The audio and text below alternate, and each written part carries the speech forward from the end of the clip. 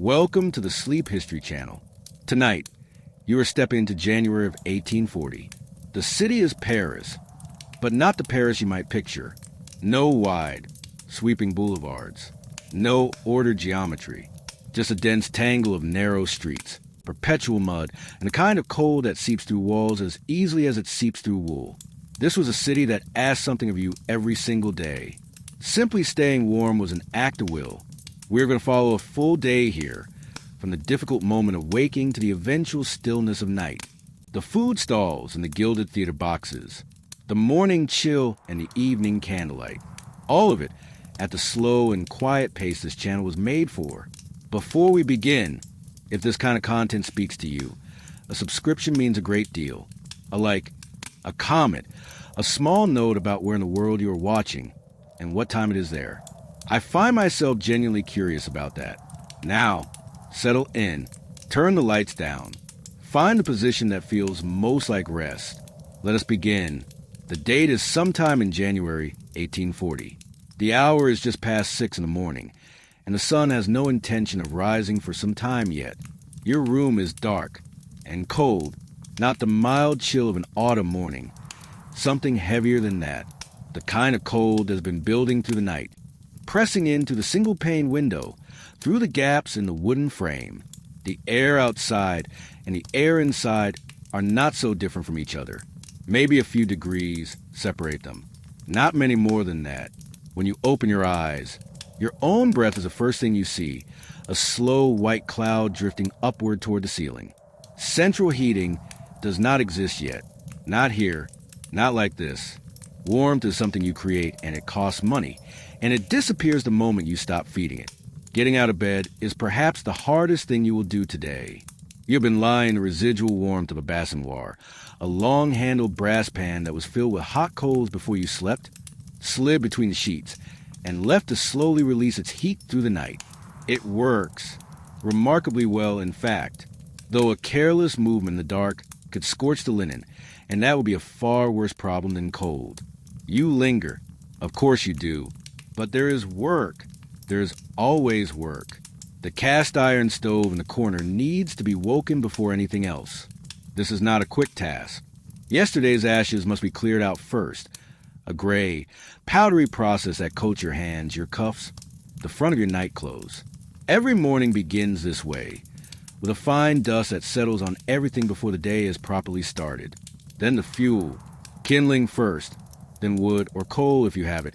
And in 1840, fuel is not cheap. Every log that enters Paris passes through a gate where a tax is collected.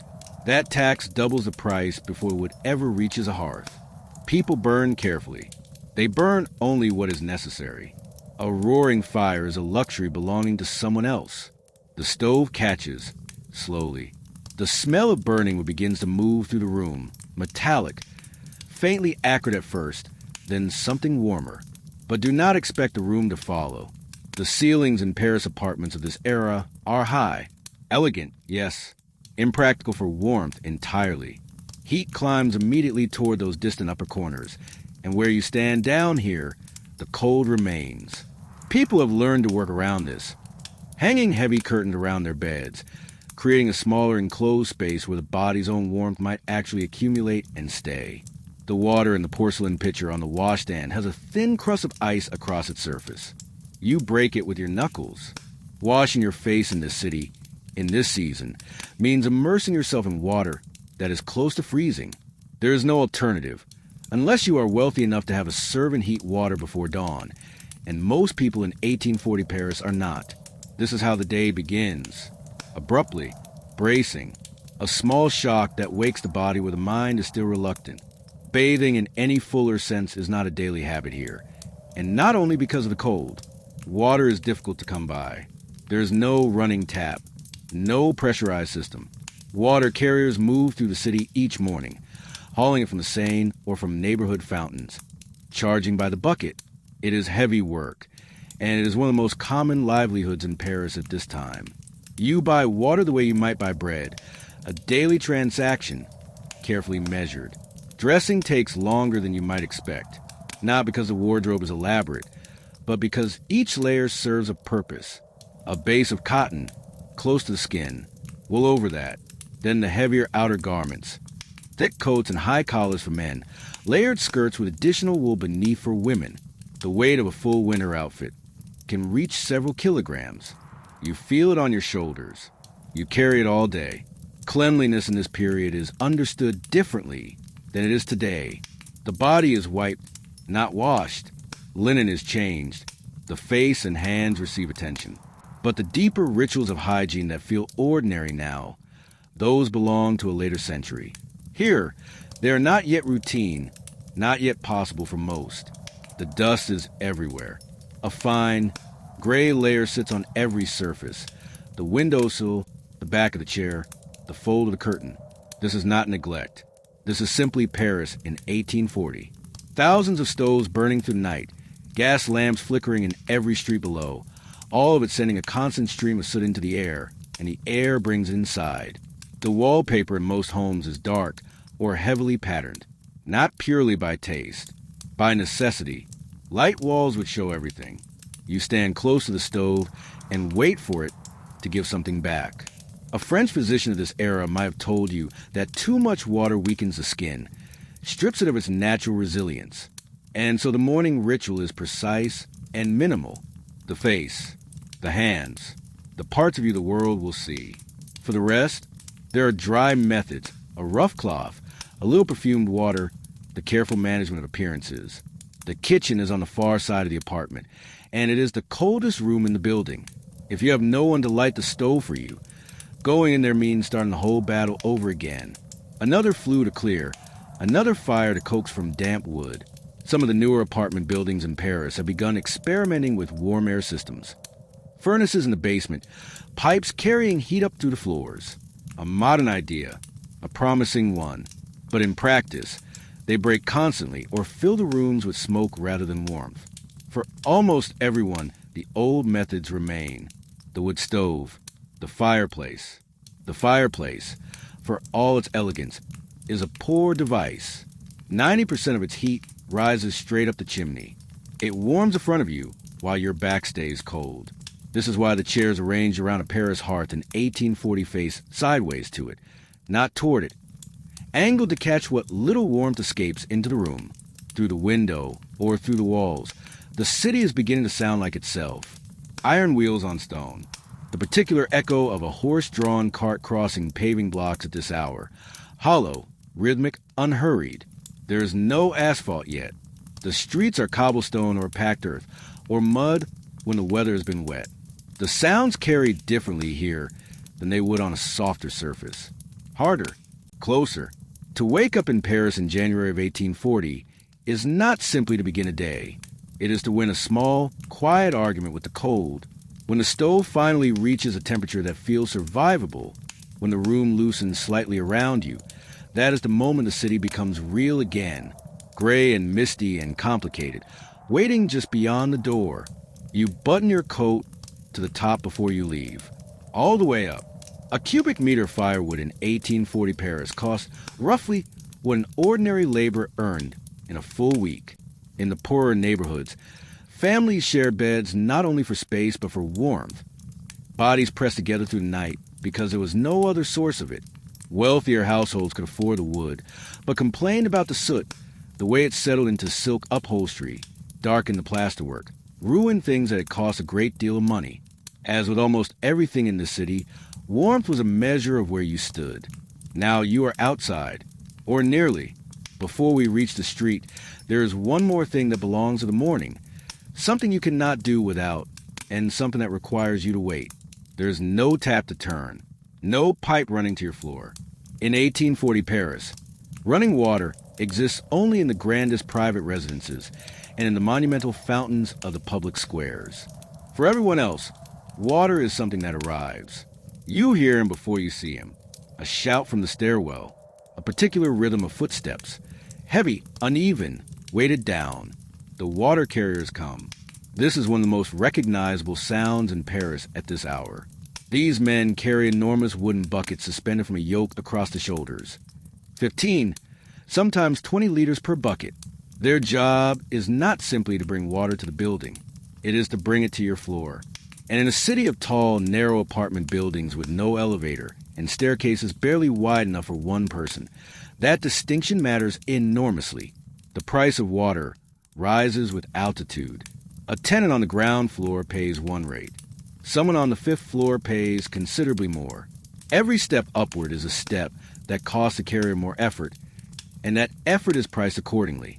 In this way, water in 1840 Paris functions like a subscription, and a more essential one, in some respects, than almost anything else. To hear those footsteps on the stairs each morning is a kind of reassurance. The day can proceed. There will be water. There will be something like cleanliness. The water itself comes mostly from the Seine. How clean the Seine actually was in 1840 is not difficult to imagine. The city's waste flows directly into the river. The runoff from workshops and tanneries. The mud of 1,000 streets. The water carriers draw from the banks without filtering anything and deliver it to your door as it came. If you are careful, you let the bucket sit until the sediment settles. If you are more particular, you pass it through a simple charcoal filter. Either way, what you drink in 1840 Paris carries traces of the river it came from. This is perhaps why most people prefer weak beer or watered wine over plain water. Not a preference. Exactly. More of a rational conclusion. The morning's cleaning is a contained and efficient affair. A pitcher of cold water. A wide porcelain basin. Marseille soap, effective and harsh enough to feel like it is doing something serious to your skin. You wash your face, your hands, your forearms. A damp cloth handles the rest. The idea of filling a tub, of submerging yourself entirely, is not impossible, but it is an undertaking. Dozens of buckets carried up, heated on the kitchen stove, the whole apartment filling with steam. Hours of preparation for something that lasts perhaps 30 minutes. Most people in Paris do this a handful of times a year. In winter, even less.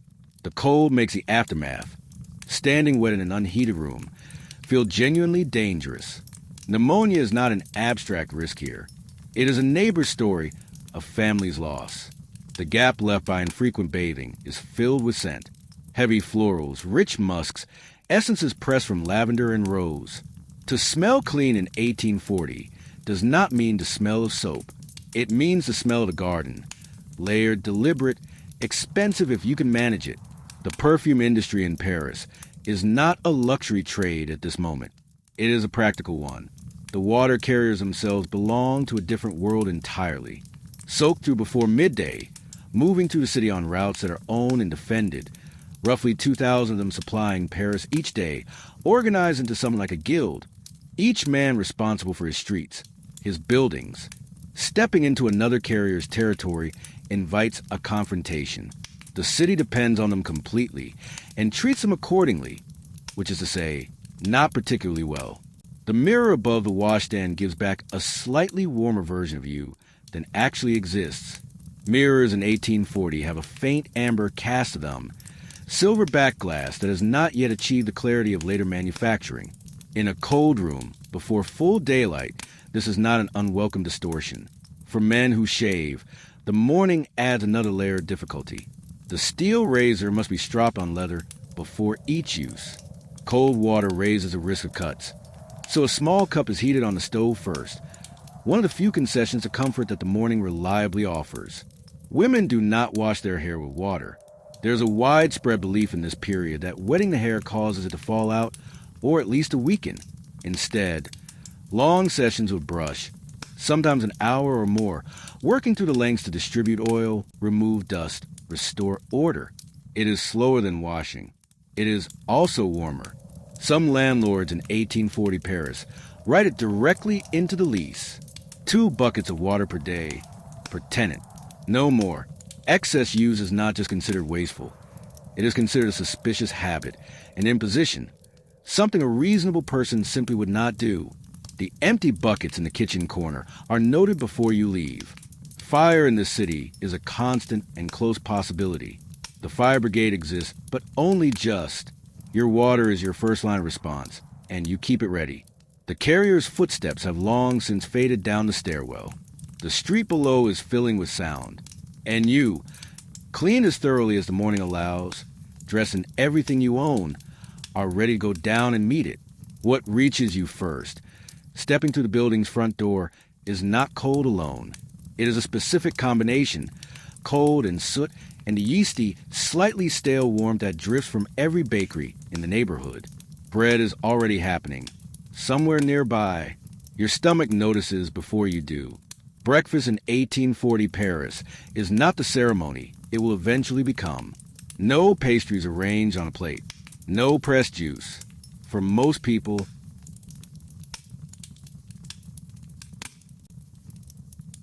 it is a fast and functional act. Fuel for the body. Nothing more ceremonial than that. The nearest bakery pulls you toward it before you have made any conscious decision to go. Not by sight, by smell. Bread that has been baking since midnight, coming to the cold in waves. Outside the bakery door, a crowd is already gathered, tired, quiet, impatient. No display windows, no arranged shelves visible from the street. Just people waiting, cloth bags in hand, or simply empty hands, because the concept of packaging has not yet fully arrived. When the door opens and the person ahead of you moves forward, you get a moment of direct heat from inside and a glimpse of the baker, entirely white with flour, working in the steam and the orange light behind the counter. Bakers in 1840 are among the hardest working people in Paris. They begin before midnight. By the time the city wakes, they have already been at the dough tables for hours. The heat inside the bakery meets the cold air at the doorway and produces a dense cloud of vapor. Your wool coat absorbs it. Everything feels heavier, but the warmth for that moment is uncomplicated and good.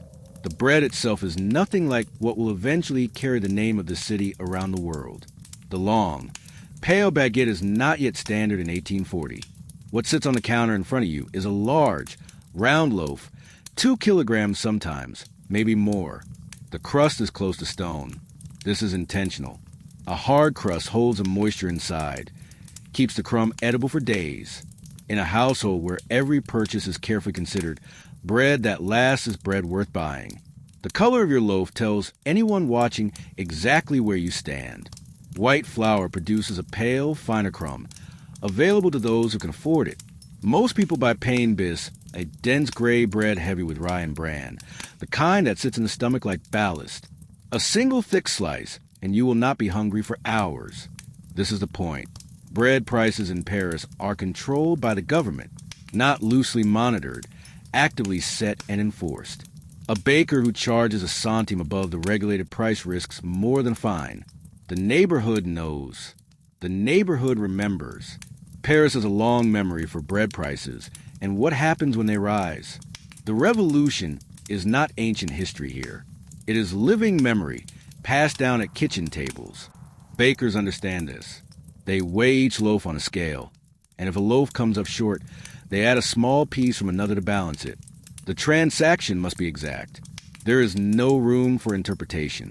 The bread knife in the Paris kitchen of this era looks nothing like its modern equivalent.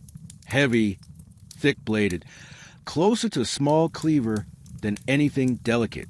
It has to be, for a crust like this, what you drink alongside the bread is almost certainly not coffee. Not real coffee. The beans come from across an ocean, and the price reflects that journey. What most people in Paris call their morning coffee is a mixture. Part genuine roasted bean, part chicory root, bitter and dark, and faintly reminiscent of burnt wood. Add sugar. Add a little milk, if you have it. It warms you. That is sufficient.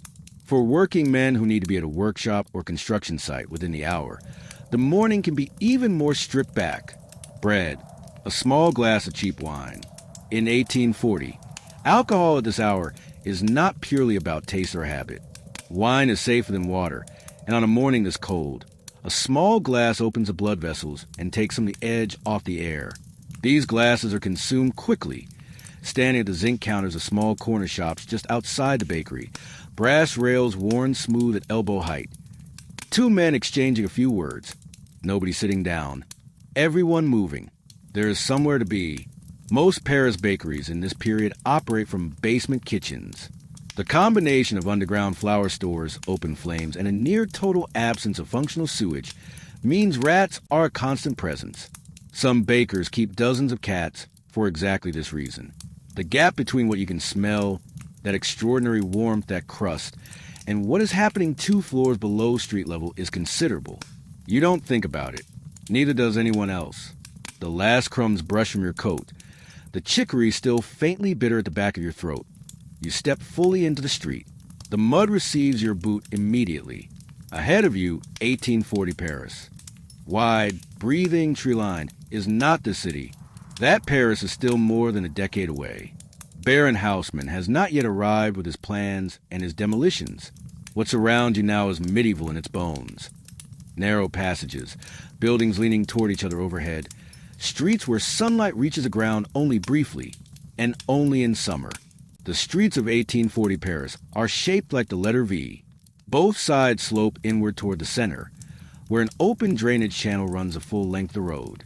Kitchen water, roof runoff, everything discarded from the windows above, all of it collects there. In winter, when the rain comes and the snow melts, this channel overflows. The entire street becomes a single continuous surface of gray, adhesive, heavily fragrant mud. This is not ordinary mud. It is a specific Parisian compound. Horse manure from the 200,000 or so horses working the city daily, coal soot, kitchen waste, and whatever else has been thrown from upper windows since the last rain. Chemists in this period have actually studied it, curious about why it proves so resistant to removal. They do not find a simple answer. You learn quickly how to move through it. Trousers in 1840 fashion and higher than you might expect. Women hold their skirts up without being asked. These are not style choices. They are adaptations. Wealthier pedestrians strap wooden or metal platform soles over their boots, patent clogs that lift them a few centimeters above the worst of it, though not entirely out of reach of a passing wheel. If you are an ordinary Parisian, you rely on thick leather soles and accept what happens to them. The walls of the buildings offer the only relatively dry passage, a narrow strip of ground just below the eaves where the mud is slightly shallower. This strip is valuable. In 1840, where you walk on the street communicates something about your standing. If someone of higher social rank approaches along that dry edge, custom or simple social pressure requires you to step aside into the channel. This arrangement sometimes escalates into arguments, occasionally into something involving canes.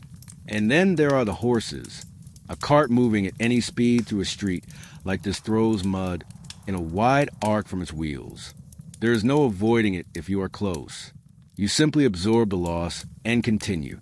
At the corner, a man has set up a small wooden stool, 2 stiff brushes, and a tin of his own blacking compound, the shoe cleaner. These men occupy the most strategic intersections in the city, the points where people transition from street to building, from outside to inside, from acceptable to unacceptable. In 1840 Paris, arriving anywhere with mud-covered boots is a meaningful social failure. It announces where you have been and how you got there. The shoe cleaner removes that evidence quickly, efficiently, without commentary. He also knows everything. Who came through this corner this morning? Who slipped? Who arrived in a carriage and who arrived on foot? The shoe cleaners of Paris are as well informed about the city's daily movements as anyone employed to observe it. Street cleaning and lighting in this period fall nominally to the property owners, each person responsible for the strip of pavement or non-pavement in front of their building. Most do not bother. The result is a city of wildly uneven surfaces, where one block might be reasonably passable and the next is essentially a small swamp. Some streets are narrow enough that 2 carts cannot pass each other. When this happens, which is often, both drivers stop. Neither yields. The resulting argument fills the passage completely. The horses shifting, the drivers inventive in their language, while pedestrians press against the walls and wait, watching for the icicles hanging from the upper stories, which have their own ambitions by mid-morning. Each year, Paris streets absorb approximately 200,000 tons of horse manure. It does not disappear. It is moved slowly over weeks and months, but the city is at all times sitting on a slowly fermenting organic layer. This explains, among other things, why the perfumes of 1840 are so heavy, so insistent. The goal is not to smell pleasant. It is to overwhelm. You reach the end of the street and turn. Ahead of you, set into the facade of a building, a pair of tall doors stands open. You step through them without entirely deciding to, away from the mud, away from the wheels and the noise, and find yourself inside. This is a passage. Passage to panoramas, perhaps, or Gallery Vivian, one of the covered arcades that have been appearing in central Paris over the past 2 decades, threading themselves through the blocks like interior streets, roofed with iron and glass. The floor here is marble, or close to it. The sound your boots make is entirely different, cleaner, more deliberate. You are aware, suddenly, of the mud still on them. The roof above you is the first thing worth stopping for. Cast iron ribs, large panes of glass, and through the glass, the pale winter sky, visible but unreachable. The rain cannot enter. The wind cannot enter. The cold is present, but muffled. Heat seeps out of the shops on either side, and the accumulated warmth of the people moving through raises the temperature several degrees above what the street outside is offering. In 1840, this is a significant difference. Iron is doing new things in this period, not just bridges and industrial frames, decorative structures, covered spaces, architecture that admits light while refusing weather. The passages are early evidence of what the combination of industrial material and commercial ambition can produce. The winter light coming through the glass falls an angle across the shop windows and produces a particular quality of glare, not quite warm, but softer than a flat gray outside. Window shopping as a concept is new on the streets of 1840. Shops are dark and enclosed, their goods largely invisible from outside. In the passages, the logic inverts. Wide glass panels display everything. Hats arranged on stands, gloves fanned across velvet, spice jars from colonies whose names most Parisians know only from newspapers.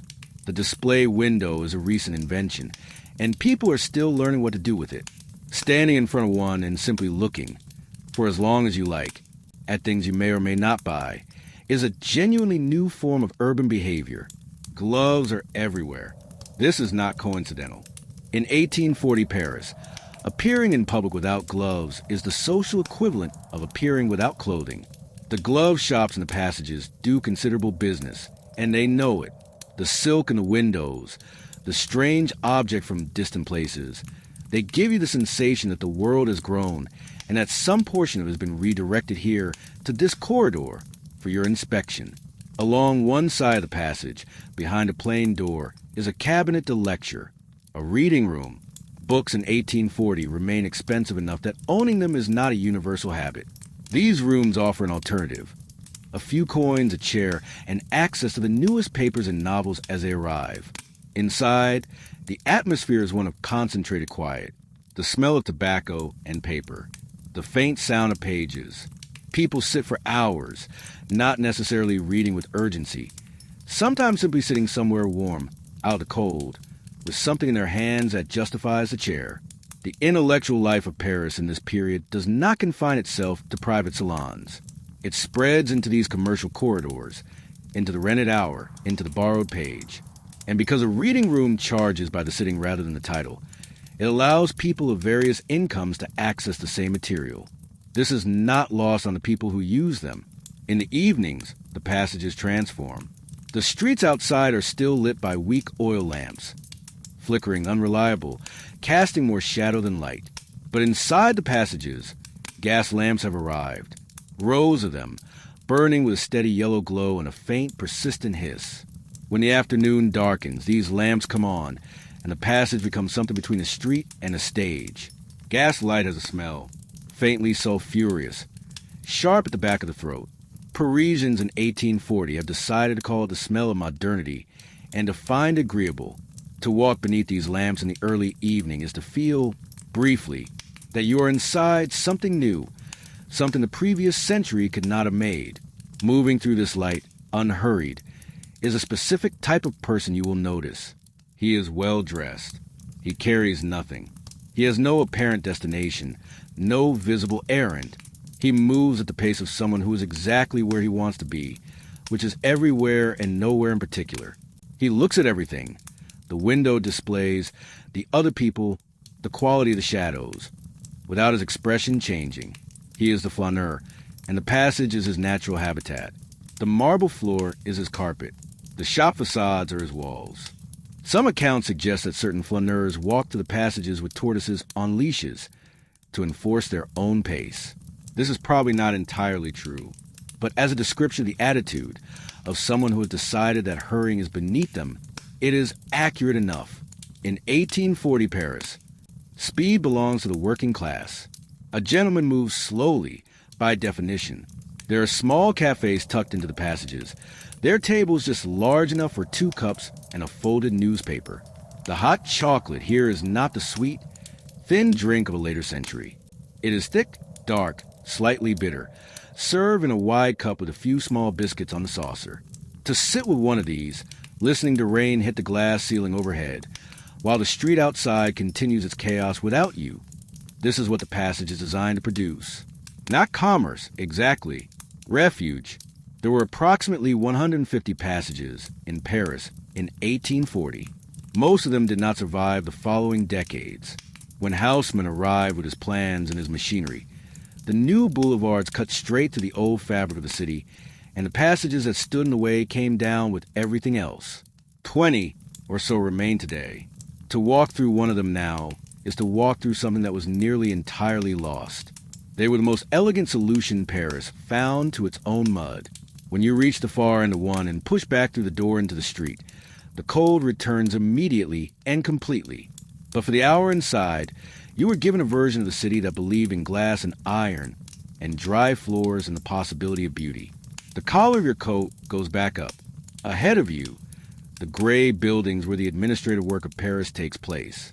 The world of clerks and ledgers and ink. This is where the morning leads now. In 1840, bureaucracy is not a background activity. It is the primary industry of an enormous portion of Paris. Everything is recorded. Everything is written by hand. The typewriter does not exist. Carbon paper does not exist. If 3 copies of a document are required, a person writes that document 3 times, from beginning, each time. The city employs thousands of men to do exactly this, every day. You step inside. The street noise disappears into the stone walls and is replaced by something quieter and more regular. The sound of hundreds of steel-tipped pens moving across paper. A dry, scratching rhythm that fills the room from floor to ceiling. The smell reaches you first, leather bindings, dust, the faint sourness of old paper, and underneath it all, the iron smell of ink. The office is not open plan, not bright. Tall ceilings, narrow windows. Daylight enters at an angle and reaches perhaps half the desks before giving up. At the center of the room stands a large cast-iron stove, and everything in this room is organized in relation to it. The senior clerk sits closest. Each rank below him sits progressively farther from the heat, farther toward the door, farther toward the draft that comes in every time someone enters. The youngest clerks, at the cold periphery, keep their fingers moving to stay functional. They press their hands together. They rub their palms against their thighs.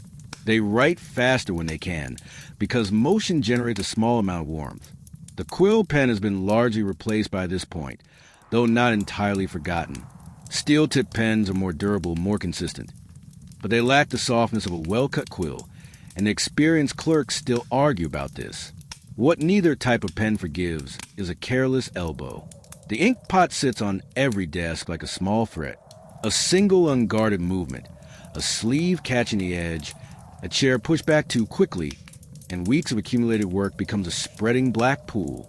The blotting paper, papier buvard, is kept within arm's reach at all times, not as a convenience, as an emergency measure. A stain on a finished document is more than a mess. It is evidence of inattention, and inattention in this world is a career matter. The clerks of 1840 dress accordingly. On each wrist, over the white shirt cuff, sits a manchette, a black cloth sleeve protector that guards the linen from the ink and the desk edge from the fabric. A man who returns home with ink on his shirt has announced something about himself that he would rather not have announced. The elbows of jackets are reinforced with leather because the desk wears through wool with patience and without mercy. These practical, unglamorous details are what separate the clerk of 1840 from the flaneur drifting through the passages an hour away. The flaneur wears his leisure like a coat. The clerk wears his function. The distinction is legible at 50 paces. office hierarchy in 1840 is readable in the furniture. The term rond de cuir, literally round of leather, is in common use by this period. It refers to the donut-shaped cushion placed on a hard wooden chair, a physical necessity for men who sit without interruption from morning until evening. Over time, the phrase has migrated from the object to the person. A rond de cuir is a clerk who has never left his desk, who knows the world only through the documents passing over it. It is not an affectionate term, but it is an accurate one. For a young man newly employed, receiving his own cushion is an unofficial confirmation that he has become a permanent part of the system. Working hours run from 9 in the morning until 5 in the afternoon. Conversation during these hours is not encouraged. Rising from the desk without cause is not encouraged. The one permitted social act is the snuff box, passed quietly beneath the desk from hand to hand. Smoking is prohibited, fire risk, and the paper yellows. But snuff is acceptable and widely practiced. The inevitable sneeze that follows is the only unrehearsed human sound in the room, and it sometimes sends the lighter papers on nearby desks briefly airborne, creating a small local crisis of retrieval. After 3 in the afternoon, the light becomes a problem. Paris in January offers very little of it, and what there is retreats early. The argan lamps come on, oil burning, bright by the standards of the time, but accompanied by a heavy smell and a considerable amount of heat, writing small figures in large ledgers by this trembling light. For hours is how a significant portion of Parisian clerks come to need glasses before they are 30. In 1840, spectacles are not a sign of learning. They are an occupational injury. The wavering lamplight, the scratching of pens, the smell of old paper and ink. At a certain hour in the afternoon, it produces something close to a trance. The numbers flow from the pen without the mind being entirely present. The afternoon passes inside itself. One small historical detail worth pausing on. In French government offices of this period, files are bound with green ribbon, ruban vert, and only green ribbon. The rule is absolute enough that a document bound with the wrong color can be considered procedurally invalid. The English phrase red tape, meaning bureaucratic obstruction, derives from a similar practice in British offices. The Parisian version is green and equally inflexible. At the end of each day, clerks tie hundreds of files with these ribbons, looping and knotting, and there is something in the gesture, methodical, repetitive, slightly endless. That describes the work itself. The pens are cleaned. The ink pots are sealed. The blotting paper goes back in the drawer. The clerk puts on his coat, removes his manchettes, and moves toward the door with the specific tiredness of someone who has spent 8 hours being careful. The cold outside will feel different from this morning's cold. Less sharp, more familiar. The body has learned it by now. But the stomach has been running on bread and weak coffee since early morning, and the street outside smells of something cooking. Boiled meat, fresh onion. Something with stock. It is noon and Paris is about to eat. The midday meal in 1840 is undergoing a quiet transformation. For most of the city's history, the main meal of the day happened at home. In the early afternoon, after work had paused and people had returned to their neighborhoods. But the city has grown faster than that rhythm can accommodate. The bureaucracy, the workshops, the counting houses, they do not release their workers long enough to go home and come back. And so the street is filled with alternatives. The table d'hôte is the first thing you find. It is not a restaurant in the modern sense.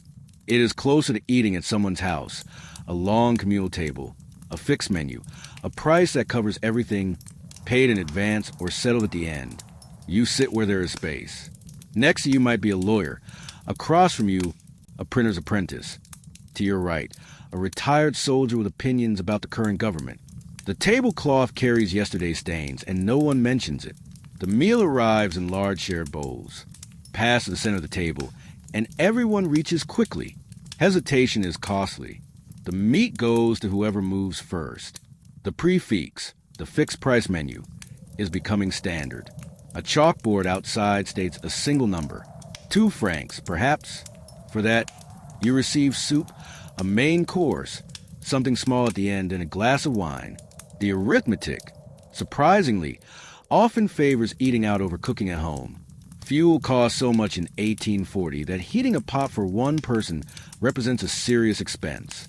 The restaurant owner, cooking for 100 in a single large vessel, achieves an economy that the single household cannot match. The centerpiece of the midday meal is pot au feu. Beef, carrot, leek, turnip, simmer together for hours in a large pot until everything is given everything it has to the broth. In winter, this dish is not only food, it is warmth delivered directly. The steam rising from the bowl does something to the morning's cold that nothing else quite manages. The beef, it should be said, is rarely from a young animal. The cattle that end up in Paris restaurants in 1840 have usually spent their working lives doing something else first. The meat requires commitment from the jaw. The vegetables, having boiled for the better part of the day, have moved beyond their original identity into something softer and more unified, texturally persuasive, if not visually distinct. This is where the bouillon culture of Paris becomes relevant.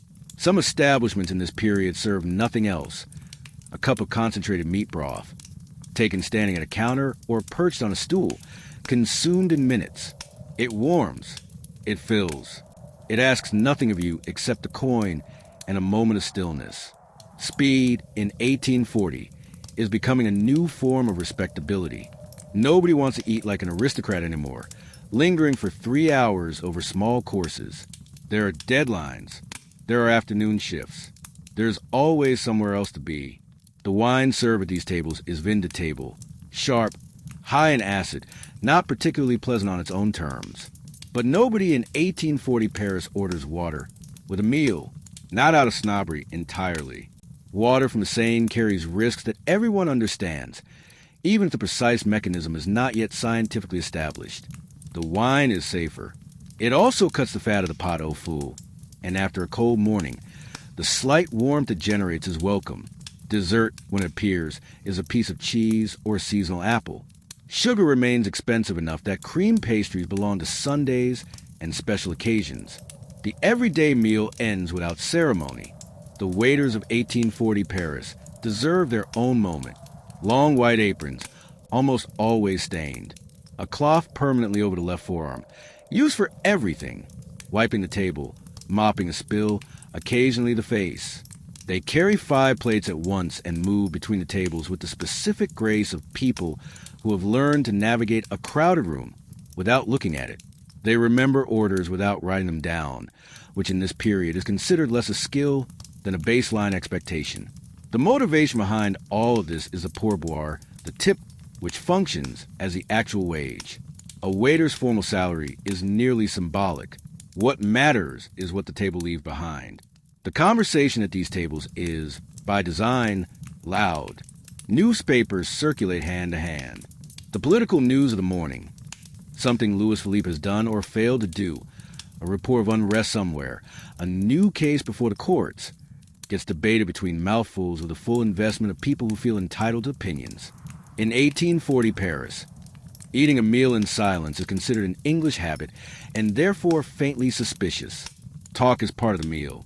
Without it, you are merely consuming. One small detail from the city's records. The Paris municipal government in this period formally prohibited the collection and resale of food scraps from restaurant plates. These leftovers have been gathered, reheated, and sold in poorer neighborhoods under the sardonic name bijou, jewels. The practice was too profitable and too necessary to be entirely suppressed by the ban. The gap between what sat on a bourgeois plate at noon and what was available in the outer neighborhoods by evening is one of the sharper measurements of this city's inequality. When you finish, dragging the last piece of bread through what remains in the bowl, a particular weight settles over you. The hot food and the wine have done their work. The cold outside, when you push back through the door, hits your face but does not reach as deep as it did this morning. Your coat feels lighter. The afternoon is possible. The Tuileries garden sits between the Louvre and the Place de la Concorde, a long, formal arrangement of gravel paths, clipped trees, and statuary that functions, in 1840, as the city's open-air drawing room. The ground here is different from the streets. Raked gravel instead of mud, and the sound your boots make on it, a steady, dry crunch, is one of the more reassuring sounds Paris offers at this hour. The geometry of the prune trees, even stripped of their leaves, imposes a kind of order that the surrounding city does not provide. Snow has settled on the shoulders of the statues, making them look more solemn than their sculptors may have intended. This is not simply a place to walk. It is a place to be seen walking. If your coat is reasonably clean and you manage to have your boots attended to before arriving, you may move through this crowd without embarrassment. The Tuileries in winter is a sustained performance of social positioning, conducted in wool and fur at a pace slightly slower than is strictly necessary to get anywhere. The flaneur reappears here in his natural setting. For him, this garden is a laboratory. He moves without apparent purpose and misses nothing. The quality of a stranger's fabric, the slight tension in a person's posture, the way two people adjust their distance when a third approaches. He does not look at you directly. He has already noted the number of buttons on your coat and the expression you were wearing before you noticed him. The garden, as far as he is concerned, is a theater that resets its cast daily and never quite repeats itself. Walk too fast, and he will mentally categorize you as someone with somewhere to be, which in this context means someone without sufficient leisure to be interesting. Around the central basin, people have settled into chairs. These are not free. In 1840 Paris, sitting down in a public garden is a transaction. The chaisiers, older women, unhurried, omnipresent, circulate through the garden carrying ticket books, collecting a small coin from anyone who occupies one of the iron and wooden chairs distributed across the grounds. Sit down without paying and you will be found. The chaisier has identified every occupied chair within her territory before you have finished arranging your coat. This is the clearest illustration of a principle that governs much of life in 1840 Paris. Nearly everything that provides comfort has a price attached to it. Breathing remains free. Most other things do not. People pay the coin willingly, because a chair in the Tuileries is not merely a place to rest. It is a declared position in the city's social landscape. In the cold, the women seated around the basin have their own solution. Beneath the wide skirts of 1840 fashion, many carry a chaufferette, a small personal brazier, a tin box filled with slow-burning coals, held between the feet or balanced on the lap beneath the fabric. From the outside, nothing is visible. The skirt falls to the ground and conceals the whole arrangement. The woman appears simply to be tolerating the cold with admirable dignity. She is, in fact, sitting above a private heat source. The men manage with layers and movement, and by evaluating each other's overcoats with a focused attention that other situations might direct toward more consequential matters.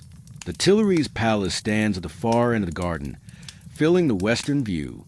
In 1840, it is still intact. The residence of Louis Philippe, the self-styled citizen king who has been governing France since 1830, with the stated intention of being something different from his predecessors. Walking in the garden, you occasionally glance at the palace windows. It is impossible not to wonder whether anyone inside is looking back. The palace at the end of the garden creates a subtle pressure, a reminder, in what is otherwise a public and relatively democratic space, that authority is still present, still residential, still watching from a comfortable distance. For the Parisian, this is mostly background noise. The palace is there the way weather is there. Noted, accepted, not particularly discussed. The more pressing questions are what is being performed at the opera tonight, and whether the bread this morning was worth what was paid for it.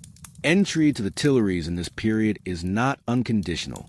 Soldiers stand at the gates, and their instructions are clear. Anyone in working clothes, anyone carrying a large bundle, anyone whose appearance suggests the outer neighborhoods rather than the inner ones, does not enter. The garden is public in the sense that admission is free. It is not public in the sense that everyone is welcome. The distinction is enforced quietly at the door by men in uniform who have no need to explain themselves. Inside, you are a member of a selected group and you feel it. The garden has been separated from the city around it. Toward the end of the afternoon, you drift to the western terraces.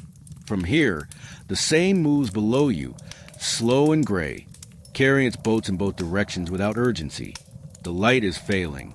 On the far bank, the buildings are beginning to lose their details. Street lamps are coming on one by one, oil flames flickering to life in the dusk, not quite reaching each other, leaving stretches of shadow between them. The garden empties gradually. The cold has deepened, and the remaining light offers warmth in principle only. The flaneurs disappear last, slipping into the side streets with the unhurried finality of people who were never quite present to begin with. You leave the garden and step back into the street. The gravel sound ends. The mud returns. But something from the afternoon stays with you. 1840 Paris is not only a place of survival, of cold mornings and expensive fuel and difficult water. It is also a place that takes its own appearance seriously, that stages itself, that provides spaces specifically designed for watching and being watched. To live here is to participate in something theatrical, whether you intend to or not. Now, the city offers you something entirely new. On the upper floors of the buildings along the boulevard, large glass windows catch what remains of the afternoon light. These are not apartments. They are studios, and what happens inside them is, in January 1840, barely a year old as a public phenomenon, the word daguerreotype has entered the language so recently that people still say it carefully, as if testing whether it will break. Louis Daguerre presented his process to the French Academy of Sciences in August of 1839, and Paris has not quite recovered. The idea that light itself, not a painter's hand, not a draftsman's skill, can fix an image permanently onto a silver-coated plate has produced something close to collective vertigo. Studios have opened across the city within months. The staircases leading up to them are busy. You climb the stairs. The smell reaches you before the door opens. Inside, iodine sulfur, the faint metallic edge of mercury vapor. This is not a portrait painter's studio. It is a chemistry laboratory that happens to produce faces.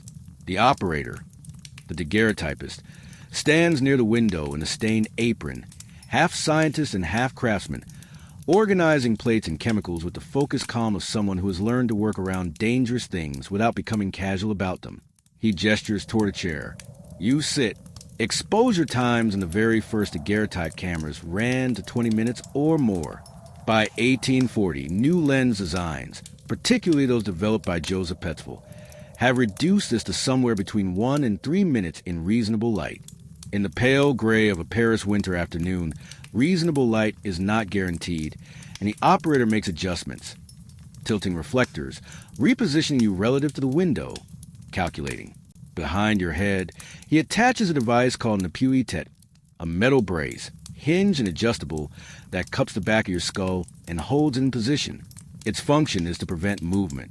Its effect is to make you feel, briefly, like someone awaiting a formal judgment. You are required to hold completely still, eyes open, expression settled, for 2 minutes, without blinking if you can manage it.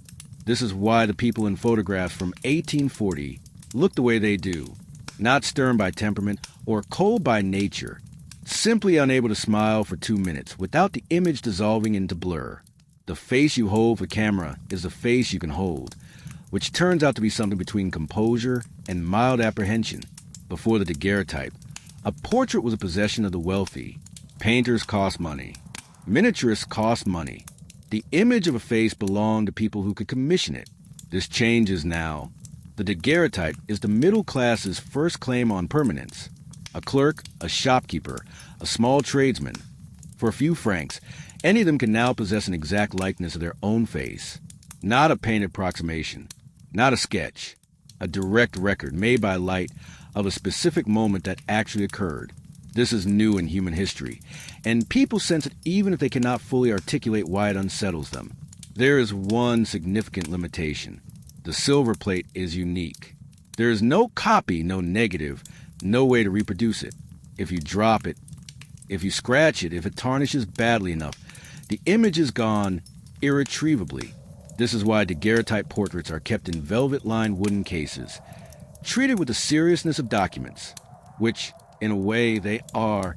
Some physicians in Paris have already begun noting that the operators of these studios, the people who develop the plates using heated mercury, are showing troubling symptoms. Tooth loss, tremors, neurological disturbances that progress with the years.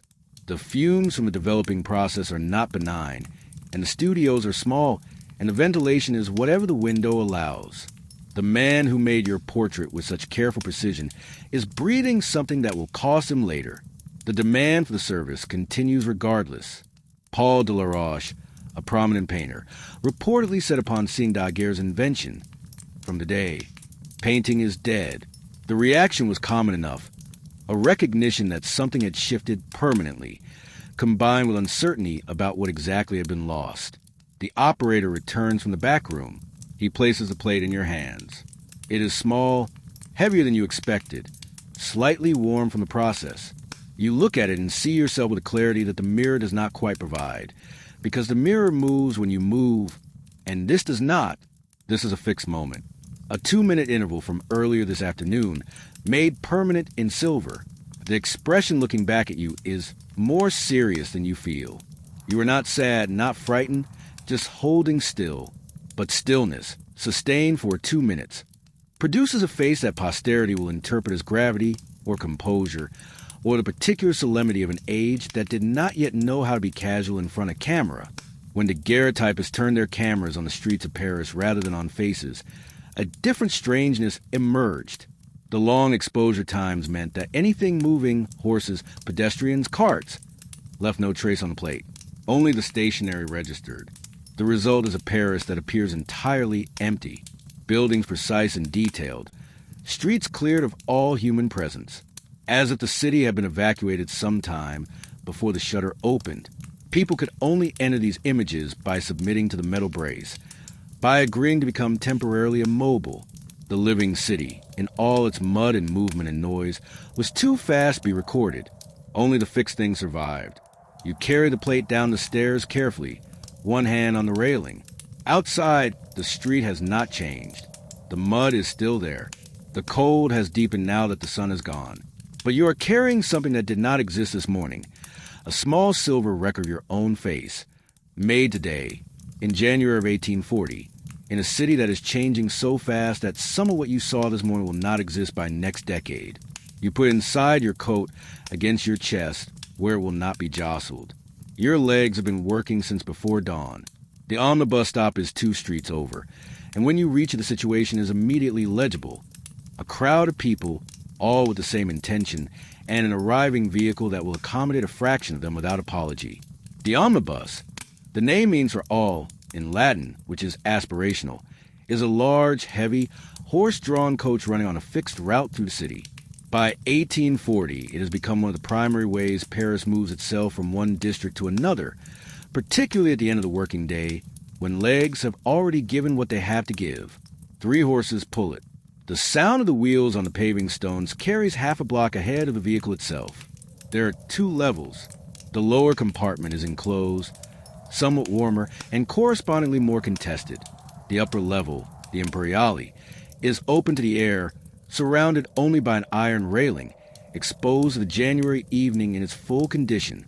Choosing a seat up there on a night like this is a specific kind of commitment, and most people make the other one. The lower compartment holds 18 passengers, and everyone is trying to be among them. You get inside. The smell is immediate and total. 18 wet wool coats, the mud transferred from 18 pairs of boots, pipe tobacco, the sweat of the horses audible just beyond the front panel. The space is narrow enough that knees touch, shoulders press. There is no arrangement that avoids contact. The omnibus is one of the few places in 1840 Paris where the social layers of the city are physically compressed against each other. A bank clerk and a flower seller, a law student and a tailor's apprentice. The same jolting journey, the same damp air, the same absence of suspension. Because suspension, as a carriage technology, is still in its early stages, and what the wheels find on the road is transmitted directly to every spine inside. The conductor works from a narrow step at the rear of the vehicle, maintaining his balance with the practiced ease of someone who has long since stopped thinking about it. He collects the fare, 6 sous roughly, and issues tickets from a leather satchel at his hip. If you need to transfer to another line, he gives you a correspondence, a small red slip that permits you to continue your journey without paying again. In 1840 Paris, this piece of paper is worth treating carefully. The conductors are not known for patience. They deal daily with a crowded vehicle, difficult weather, and passengers who cannot produce exact change, and their temperament reflects the work. The windows fog within minutes. Breath from 18 people meets the cold glass and produces a dense obscuring layer that no one inside can see through properly. Passengers clear small circles with their fingers, peer at the passing facades, try to locate themselves. Outside, mud thrown by the horses' hooves hits the glass with a flat, regular sound. The horses themselves bear the cost of the system most directly. A working omnibus horse in 1840 has a useful life of a few years. The continuous effort, cobblestones, loaded vehicle, the unrelenting pace of a fixed urban route uses them up. The companies that run these lines are not sentimental about this. Several companies compete on the same routes, and the competition is not genteel. Drivers cut in front of rival vehicles. Conductors at busy stops argue loudly over passengers. Some companies push their horses to dangerous speeds to demonstrate faster service. The result, occasionally, is that a ride on the omnibus resembles a race that none of the passengers agree to enter, conducted on uneven stone streets at night, with nothing between you and the outside world except thin glass and damp wool. People read on the omnibus. This is one of the more quietly remarkable facts about Paris in 1840. That literacy has spread far enough that a significant portion of the people in this swaying, jolting, overcrowded vehicle have a newspaper folded to a manageable size and are working their way through it in inadequate light. The serialized novel is everywhere this decade. Missing an installment feels like a genuine loss. You read despite the movement, despite the shoulder pressing into yours, despite the man across from you who has been staring at your newspaper for the last 4 stops and has no intention of stopping. Reading your neighbor's paper without permission is one of the most common minor offenses in 1840 Paris. It is committed constantly and acknowledged by no one. When your stop comes, the conductor rings the bell and calls the name into the cold air. You push toward the door against the current of people trying to board. Outside, the air arrives in your lungs like something clean, or at least cleaner. The omnibus moves away into the dark, its wheels loud on the stones, its horses steady and exhausted. The smell from your coat remains. Wet wool, tobacco, the particular density of a shared space in winter. You are nearly home. Before you go inside, you stop at the corner. A child is standing there in the cold, a stack of papers under one arm, shouting the names into the dark street. La Presse, Le Siècle. You hand over a few coins and take a copy, still damp from the press. Ink not entirely dry, already leaving faint gray traces on your fingers. 1840 is the year the newspaper becomes ordinary, not a luxury item, not a political pamphlet for the educated few, a daily object, purchased by clerks and shopkeepers and workshop foremen, folded into coat pockets, read on omnibuses, passed between neighbors. The transformation is recent enough that people can still remember when it was otherwise.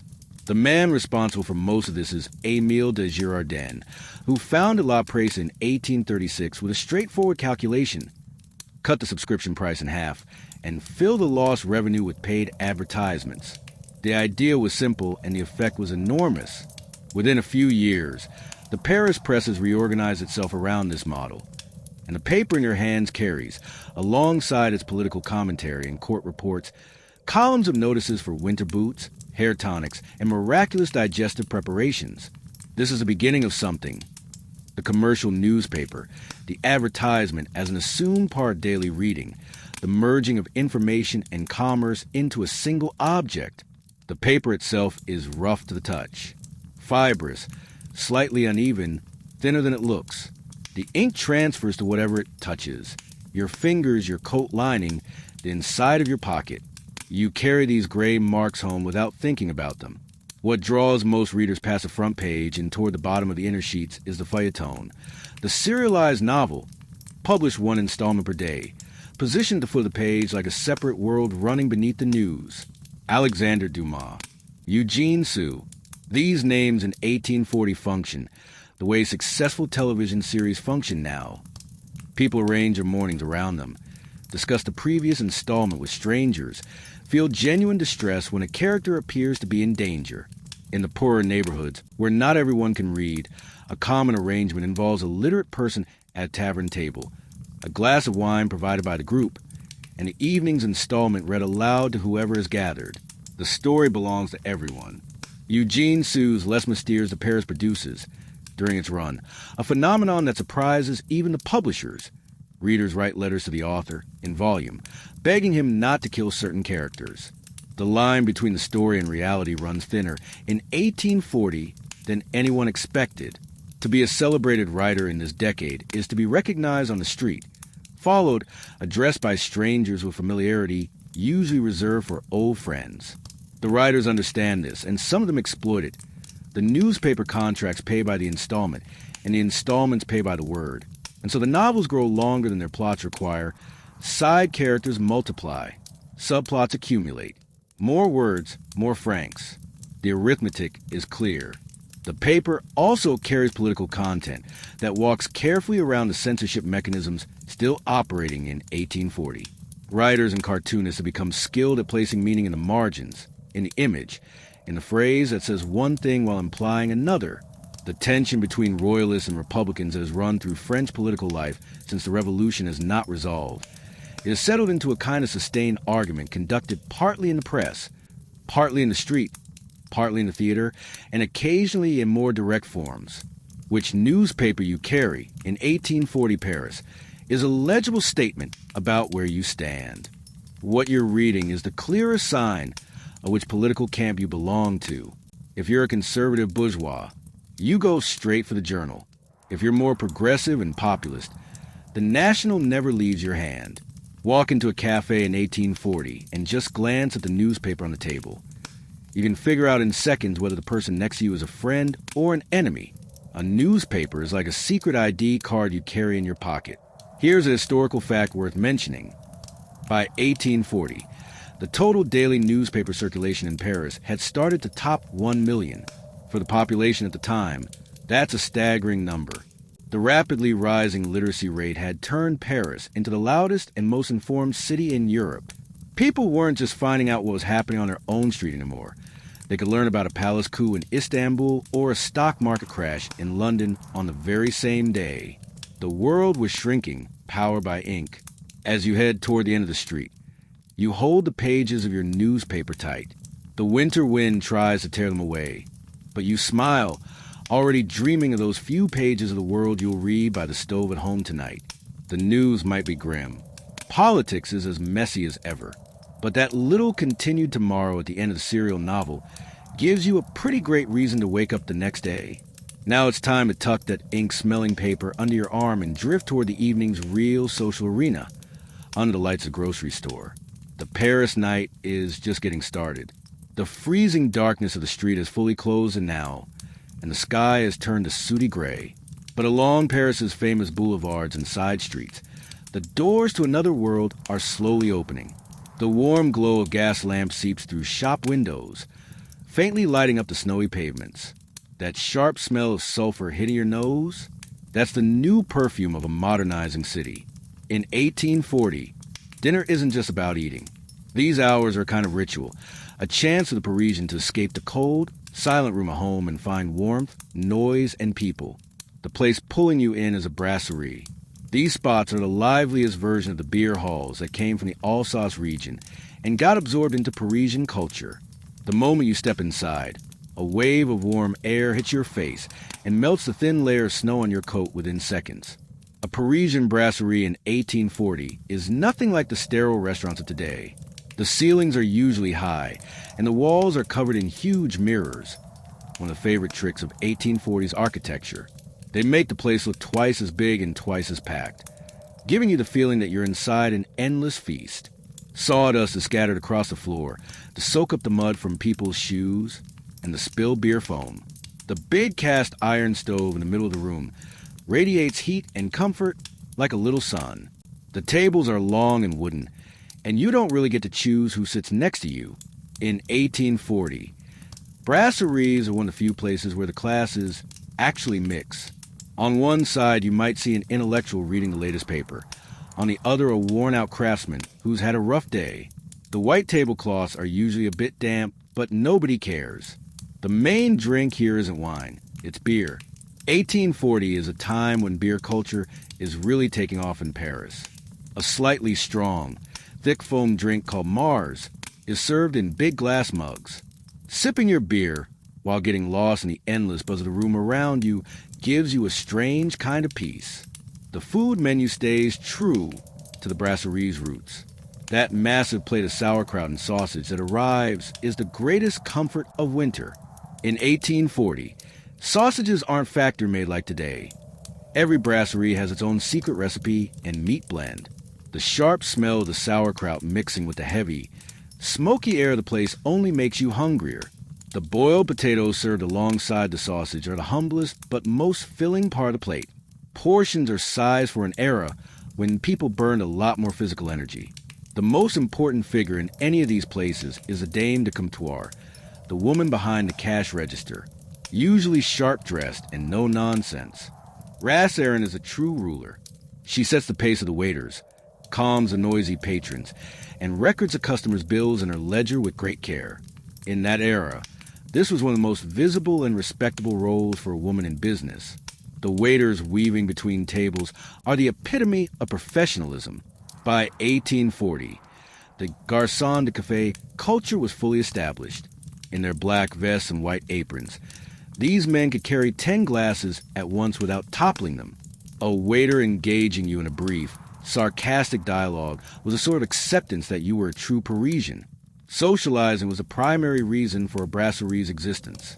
The Paris of 1840 was a noisy place where everyone had an opinion on everything. The discussion at the next table was likely about a new opera performance or the government's latest tax decision. Arguments sometimes became so heated that you could see people waving their forks in the air. Yet, this wasn't a fight. It was simply the French style of conversation. If you were alone at your table, you would continue reading that ink-scented newspaper from your pocket. However, in the lively atmosphere of the brasserie, focusing was difficult. Your eyes would constantly wander to the bustling scene around you. During this period, a new habit began to spread in the brasseries: drinking absinthe. 1840 was a year this green fairy slowly began to take over the streets of Paris. The small sugar strainers and droplets of icy water on the tables were part of the absinthe ritual. The drink's intense anise scent tried to overpower the other smells in the room. People became quiet while drinking it, as if performing a secret rite. Yet, absinthe could sometimes cast a melancholic shadow over the cheerful air of the brasserie. Nevertheless, for a Parisian, this was a new experience brought by modern life. In 1840, most brasseries in Paris did not just serve dinner. They also functioned as the neighborhood mailing address. Bachelor clerks who had no fixed address or moved frequently would have their letters sent to the brasserie they frequented. Therefore, it was not surprising in 1840s Paris for a waiter to approach and say, "Sir, there's a letter for you." These places were not just restaurants, but the physical nodes of the city's social network. When you finished your meal and took the last sip of your beer, the warm sense of fatigue that settled over you was priceless. The freezing reality of Paris outside was still there, but the warm food in your stomach and the alcohol in your veins provided a temporary armor. As you walked toward the woman behind the counter to pay the bill, the complex noise of the establishment began to sound like a lullaby. The brasserie was the final stop where the people of 1840 touched one another, warmed up, and felt alive. As you stepped out the door, the magic of that yellow, lit, and mirrored world was left behind. Now, while maintaining your body heat, it was time to move toward the true visual spectacle of the night, the theater stages where the heart of Paris beat. The streets were quieter now, and the shadows longer. The crowd at the theater doors invited you to the next stage of the night. If you are ready, the curtains of the magnificent stages of 1840 are opening for us. When you left the familiar noise of the brasserie and walked along the grand boulevards, you reached the true glittering heart of 1840 Paris. This was the theater district. Cinema would not be invented for more than half a century, and television was unimaginable. Therefore, theater for the person of 1840 was not just an art form, but the only window through which they could see the rest of the world. Brightly lit, massive lanterns turned the crowd in front of the theater buildings into a shadow play. Going to the theater in 1840 Paris was as big and exciting as going to a stadium concert today. The value of the ticket in your pocket determined not just your view of the stage, but your social status for the night. The first thing that greeted you when you stepped into the theater building was an intense Heavy heat that instantly made you forget the cold outside.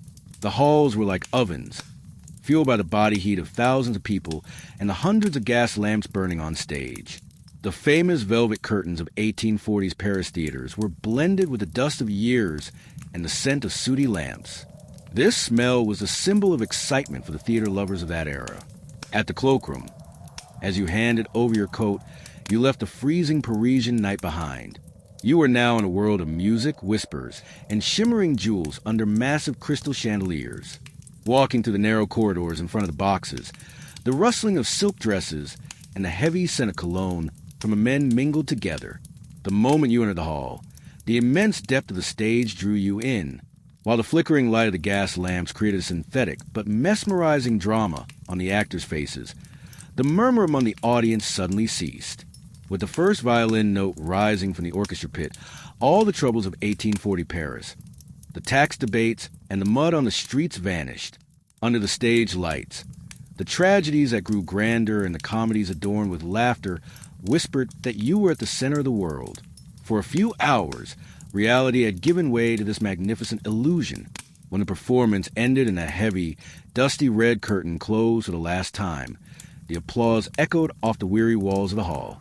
As people slowly dispersed into the cold reality outside, toward the misty banks of Seine and their homes, the echo of that final scene remained in your mind. Paris in 1840 was a grand dream fluctuating between the sharp scent of anise in brasseries and the sooty grandeur of theater stages. And you, within this dream, would lay your head on your pillow with a deep peace of having survived another night, of having felt, and of being human. The city falls asleep, but the heart of Paris continues to beat silently until the moment the next curtain rises.